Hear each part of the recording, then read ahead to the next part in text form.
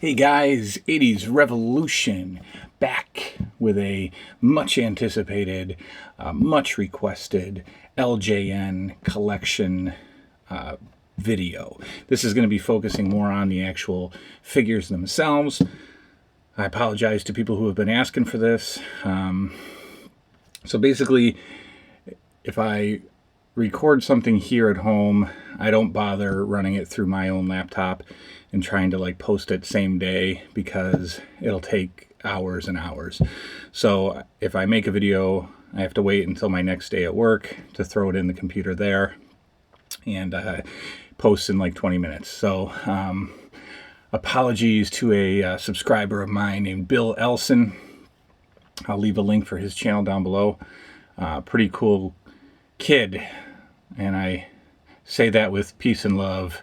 He looks like he's about 12, I'm guessing, but he's, got so much knowledge about 80s memorabilia and toys and things like that.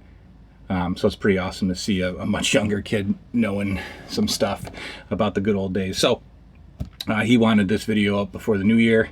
I said I would, but I didn't get to it, so I'm sorry to you, Mr. Elson. So LJN Superstars, Wrestling Superstars figures. Like I've said before, pretty much a staple or a hallmark of my childhood. I told the story before about how I kind of came across WWF wrestling on my TV as an 8-year-old, and soon after, realized that they were making action figures resembling these superhero characters that I was seeing on TV. But, of course, being 8 years old, you really don't have a clue what's out there, what exists in the store until you actually go to the store and see it for the first time. You couldn't look up an internet checklist. You didn't get any, spoiler, forums that would tell you the next 5 series that are coming out. If you were old enough or mature enough to call the LJN toy company, they might give you some insight into who's coming up, but I certainly didn't do that. So, with that being said, these guys were a major part of my childhood. They were definitely my go-to toy. I never really collected anything else, obviously, until now. But back as a kid, I never really had, whole, complete lines of anything.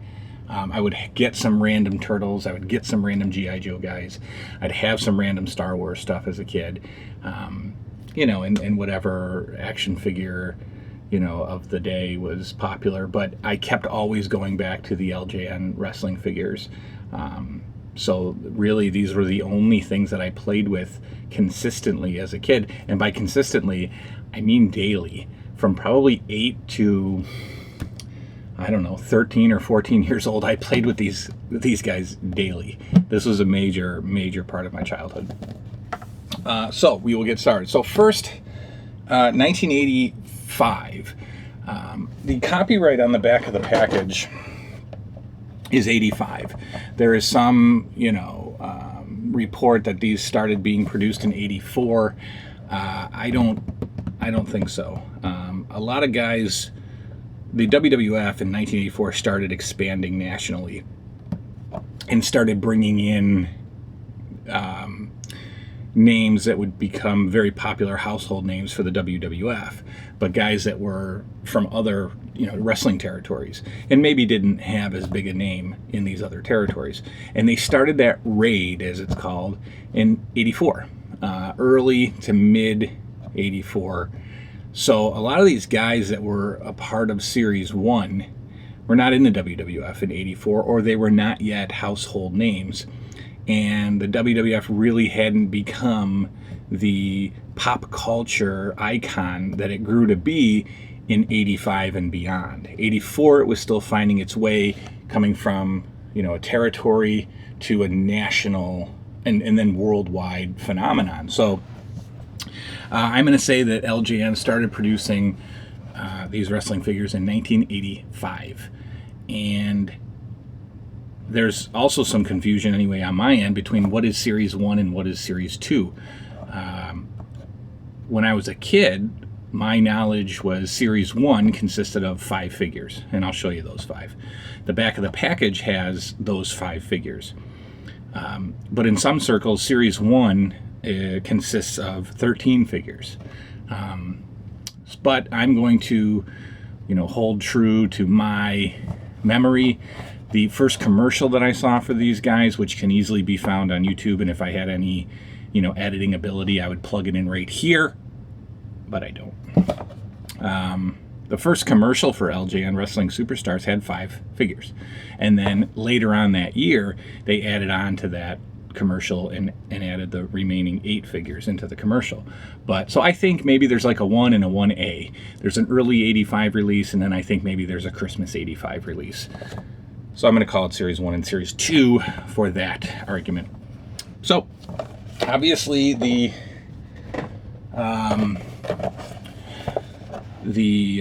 kingpin of the WWF in the 80s was this fella named Hulk Hogan. So Hulk Hogan is obviously a showcase figure, very popular figure. Probably, I wouldn't even guess how many Hulk Hogan figures are sold. Most of you, if you were into in any way wrestling, you didn't even have to be a major collector of this line. You didn't have to be a huge wrestling junkie, but if you were into 80s stuff as a kid, somebody along the way, an aunt or a grandmother or somebody, got you a Hulk Hogan. And if you weren't a wrestling fan, then you probably only had Hulk Hogan. I mean, I remember friends growing up when I was a kid that would have like 2 figures because everybody's family member just thought, oh, look at this, these popular things. So Hulk Hogan was basically in everybody's household. And I'll show you the loose version of this too, so we won't really talk about the packaging. But this packaging is burned into my brain. I mean, this packaging, I would look for these things at every single store I went to.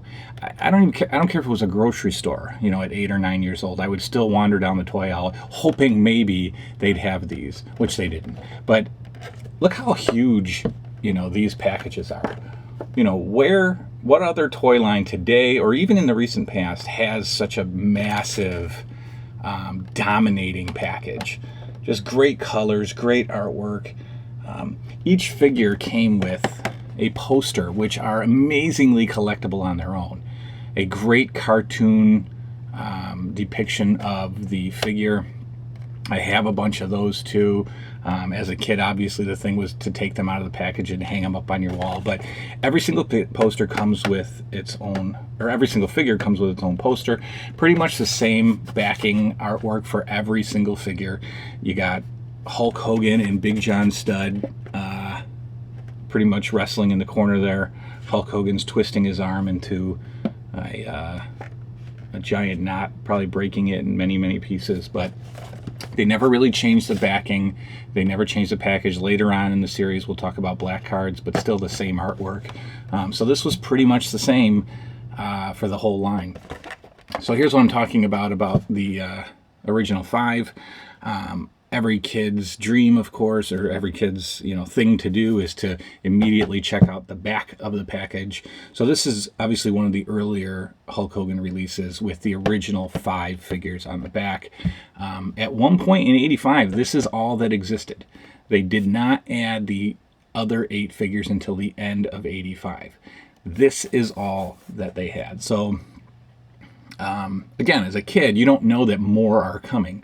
So I'm looking at these going, wow, I'm trying to, as a kid, I'm trying to figure out how many different combinations of matches I can have with just 5 guys. But this is this is pretty burned in my brain. Each figure got a bio card, and then of course, a display of what else is out there. These, just like with any other action figure, these proof of purchase points, which I still haven't figured out what they're good for. I think at one point you could collect, clip these out and mail them in for a belt buckle, which is selling for like $100 on eBay now. But I don't know. I don't know if it was legit. I don't know if you really would get one, but you get one of these, proof of purchase points. So take a look. Just like with any early model or early release, you've got some prototypes on there. Obviously, the Iron Sheik figure which actually has pretty awesome detailed artwork on its tights or trunks, was never released to the public. Might exist out there somewhere. This Big John Studd figure, his arms are a little closer than the release, as with Hulk Hogan. And I'm sure there's something unique and different about the Superfly Snuka figure. But, so you got 5 prototypes there on the back, which are neat to look at. That Iron Sheik is actually a really fantastic artistic capture of an actual look that he had. The version that came out is very scaled down compared to this. And take a look at the detail on those pants. So this is your staple. This is your LJN staple. This is Series 1 Hulk Hogan with your original 5 figures on the back. Of course, comes with his championship belt. And there's a little bit of a story about that championship belt, too. That design, we're going way back. This belt, this actual design of this belt, was only worn by Bob Backlund for a few matches, Iron Sheik for the month that he had the belt after beating Bob Backlund, and then Hulk Hogan had it for a little bit of 84. Hogan won the belt in January 84, and he held this style of belt for really, I'd say, I wouldn't say the whole year. I think a majority of the year, but they came out with a brand new version of his championship belt, much different than this, but this is the one that gets the LJN, representation. So again, I'd love to pick somebody's brain that used to work for this company. Why a belt? Why was the belt chosen that was only used throughout 84? Was it already in pre-production? I mean, just tons of nerd questions to ask. So that's Hulk Hogan carded. Here is Hulk Hogan loose championship belt. So this figure has seen a ton of play. Not from, I mean, this isn't from me, or is it? But so here's your Hulk Hogan loose with championship belt. Pretty common figure. Everybody on the planet could recognize this figure, is my guess. A couple more from the first series. The great and popular Andre the Giant. The first 5 figures they chose really did capture the WWF at the time, with Hulk Hogan, Iron Sheik, Jimmy Snuka, Big John Studd, and Andre the Giant. Those are 5 perfect characters, in my opinion, for the first 5. And I think they really nailed it with the next 8 too. I mean, it was they really grabbed the popular heels and good guys at the time. So here's the clunky Andre the Giant, heavier figure. Again, poster. This is his pre-haircut. If you recall, back in 84 or 85, either late 84 or early 85, Andre the Giant was attacked by Big John Studd and Ken Patera and Bobby Heenan, and they actually cut his hair, his signature Andre the Giant afro. They cut it, and then he had short hair. And, of course, they made a short-haired version of the figure. But this is the Andre the Giant with clunky afro. And this one has the 13 figures from Series 1 and 1A, we'll call it. So this is a little bit of a later 85 figure. They certainly did have Andres with 5 figures on the back, but later in 85 they had different card backs representing the other figures that were coming out that year. Again, a good cast: Junkyard Dog Roddy Piper, Brutus Beefcake, Nikolai Volkov, Big John Studd, Hillbilly Jim, and Paul Orndorff, Greg Valentine, King Kong Bundy. Good choices. Very good choices. We've got our collector's card. Here is the loose version of what's known in the collecting circle as long-haired Andre, or Andre Series 1. But here is Mr. Giant. Now, size, we talk about, all the kids of today talk about scale and articulation. I really don't think I would have cared, but I think they got it fairly right. You know, put them boot to boot. Yeah, so they actually did put in the effort to make Andre the Giant a little bit bigger than his opponent. But they didn't stick with that, as you'll see later. Paul Orndorff is the exact same size as Andre the Giant. But I didn't care back then. It didn't matter. Nowadays, I read a lot of I still stay on top of, the collecting world today. So I read, a forum that talks about wrestling figures. And you should see some of these kids just completely, having their lives ruined if, the Rey Mysterio figure is not the perfect scale of, 5'3" compared to the John Cena who's supposed to be 6'4".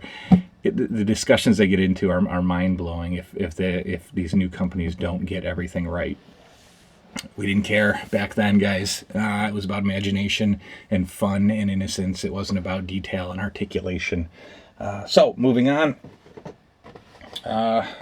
One of my favorite figures, Big John Studd, who kind of was the bad guy back in early 84, or 84, early 85, before guys like Roddy Piper came in. But Big John Studd was certainly your top challenger for the World's Championship held by Hulk Hogan. Also had a pretty good feud with Andre the Giant. This is a great figure, and I'll show you when he's loose. But this is copyrighted 85, but again, more figures on the back. So we're talking, series 3 now on the back of these, 85, 86. I mean, it's all kind of jumbled in my head. So here's some more figures that were coming out. Card, poster, of course. Fantastic artwork. This has a Toys R Us price sticker on it of $4.96. That's definitely clearance. These were $7.99 back in the day at Toys R Us in Kitty City and pretty much everywhere else. $7.99. Maybe they would variant down to like $6.99, but they were always $7.99 from what I recall, which, is, I guess, a relatively higher priced action figure for 1984, 85. I think when Hasbro's came out in 90, they were $4.99, I think. So, clunkier, bigger figures, sure. I guess their price point was a little higher. Big John Studd. The Superfly, Jimmy Snuka. Just noticed something interesting on the back of this. I'll show you in a minute. So Jimmy Snuka was a major character in the WWF in 84 and 85, and here's his figure. I did get it autographed actually at a show several years ago, so that's pretty cool. Poster, figure, really actually pretty decent card. That's pretty stiff.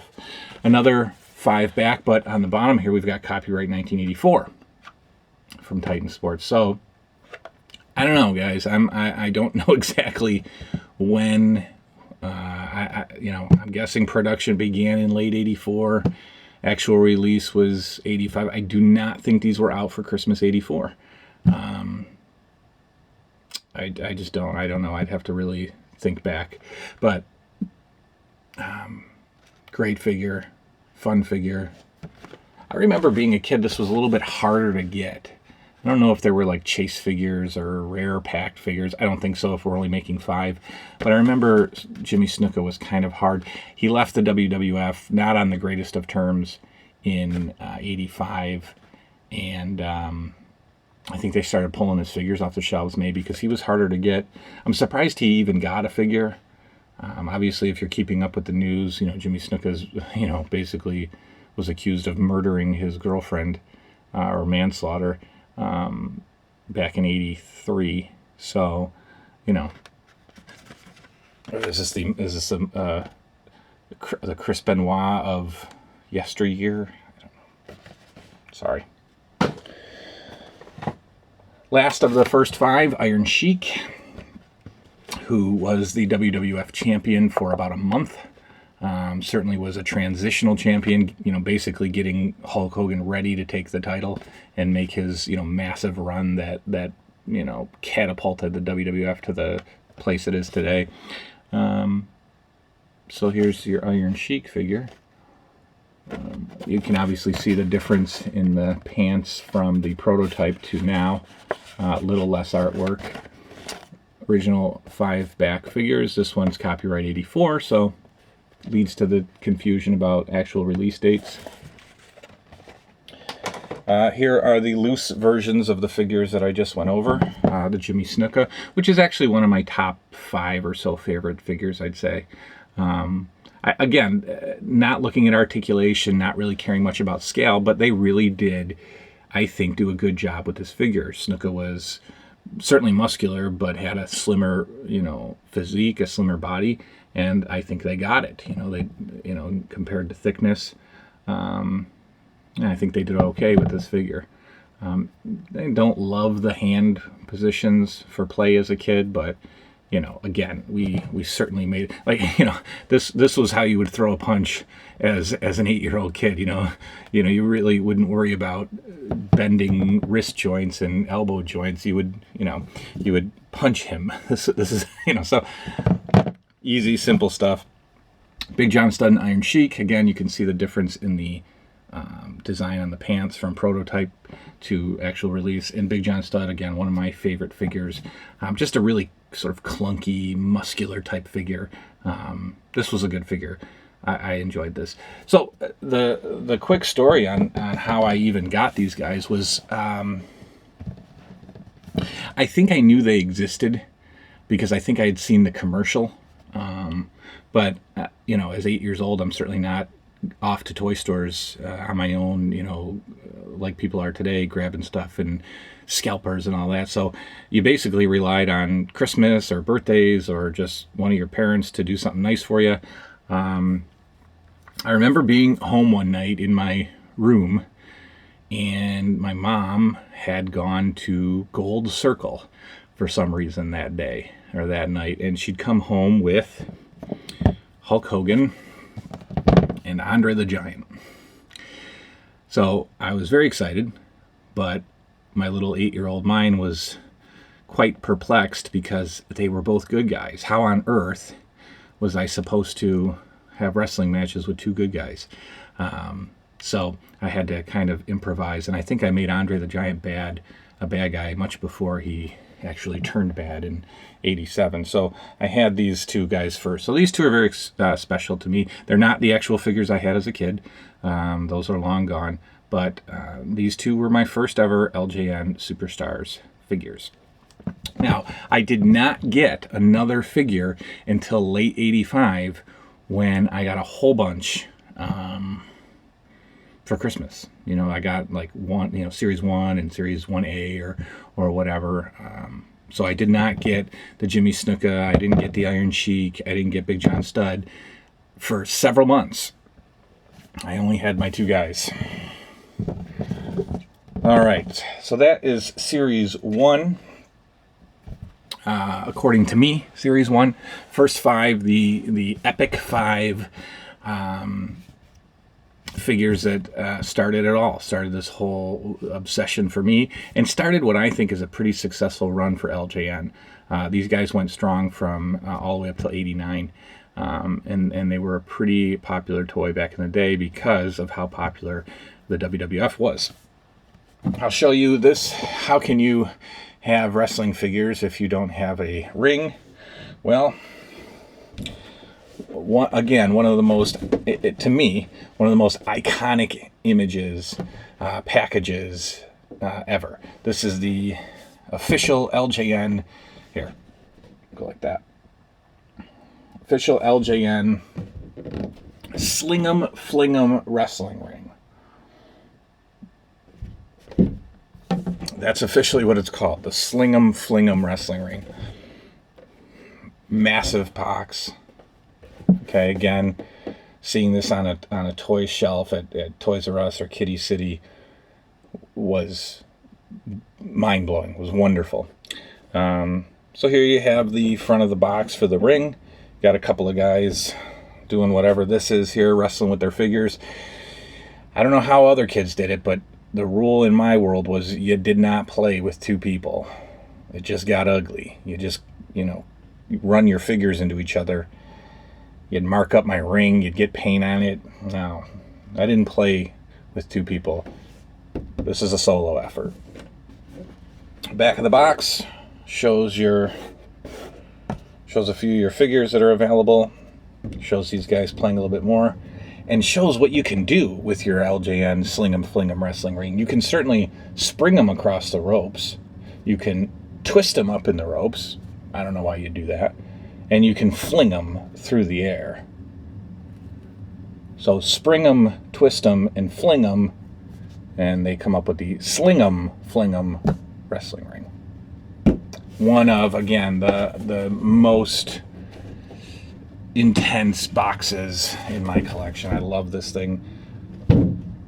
Got a little bit of time left. I will stop now and start up with Series 2, just showing you some more carded figures, going through some loose figures, showing you a few of my favorite figures. We'll talk about the last series of figures, which came out in 1989. Those were black card figures. Instead of a blue card, they're on a black card. And they're not made, well, they're made by LJN, but they're also, I don't know what it was, maybe subcontracted, or LJN Canada was sold to a company or renamed it to a company called Grand Toys. And so 1989 actually came from a different company, but might have been the same company. I don't know. Very rare figures, very hard to find, very pricey is the black card line. We'll look at the tag team box sets. We'll look at some bendies. We'll look at some thumb wrestlers, and we'll look at the bendy ring and cage. Thank you for being patient. Hopefully Series 1, Part 1 of the LJN collection was worth the wait. I will be back. I'm going to post 2 videos today. I'm going to post a pickups video. So when you're done watching this, go ahead and watch that one. Thanks for all the support. Getting up to like 61 or 62 subscribers now, so that's pretty cool. We'll see you again real soon. Take care.